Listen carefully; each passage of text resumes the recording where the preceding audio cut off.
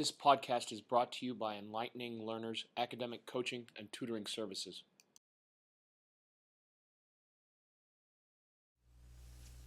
In this presentation, we're going to learn how to compare and order rational numbers.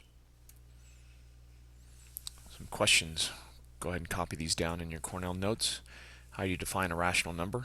How do you convert a decimal to a fraction and a fraction into a decimal? And why do you have a common denominator? Will be the questions you'll need to answer at the end of this presentation.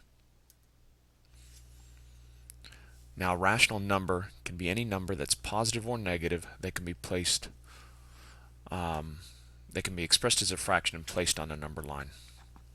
So we've got negative 2 and 5, 6, negative 1 and a half. They're both fractions. These can also be converted into decimals. We've got a whole number. We've got another whole number, positive 1. We've got 1.5, which can be expressed as a fraction. And again, we've got 2 and 2/3. So any number, be it a decimal or a fraction, can be changed into a fraction.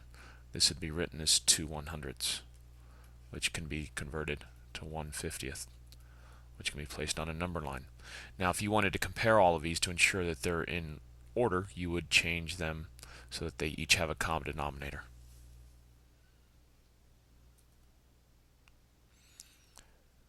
Now, here's a dilemma. Sometimes you don't know which is larger, and you're being asked to compare them. You can convert 5, 6 into a decimal, or you can convert a decimal into a fraction. Personally, I think it's easier to change fractions into decimals because all you're being asked to do is to divide. So in this problem, we've got 0.3 and we've got 5, 6. Well, we're not going to do anything with this 0.3, but 5, 6 we're going to need to divide out. So this really says 5 divided by 6. 6 can't go into 5, so we know it's a 0. We put a decimal there. We bring down an imaginary 0. 6 can go into 50 8 times. 8 times 6 is 48. We subtract, we get 2. We bring down another decimal. 6 can go into 20 3 times, and we find that it repeats. So our number 5, 6 is 0.83, and we've got 0.3. The question is, which one is larger, 3/10 or 8/10? The answer is 8/10 is closer, and if you wanted to compare it to money, 83 cents is more than 30 cents.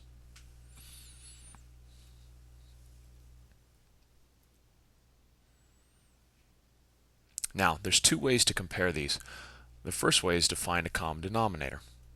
So the easiest way to find a common denominator is just to multiply each of them by each other. So I'm going to multiply this one by 8/8, and I'm going to multiply this one by 5/5. So my common denominator is actually 40. And 8 times -2 is a -16. We know that this one is also 40, and -3 times 5 is a -15. Okay, now the question is, which one is larger, -16/40 or -15/40? The answer is -15/40 because it's closer to the 0. Now, the other way to do this is to simply cross multiply. 5 times 3 is a -15. 8 times -2 is -16, and we know that -15 is closer to 0 than -16. So again, doing that, let's illustrate that one more time. We've got -3/8 over here, and what we're doing is we're multiplying this by 5, and we're multiplying this by 5. And when we do that, these cancel out, and we're left with -15 over here. Now we're going to do the same thing over here. We're going to multiply this one by 8, and we're going to multiply this one by 8.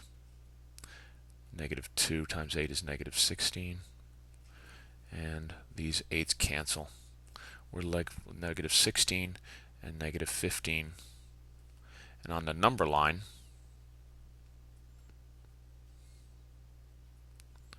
negative 15 is going to go to the right of negative 16. So obviously this one is larger.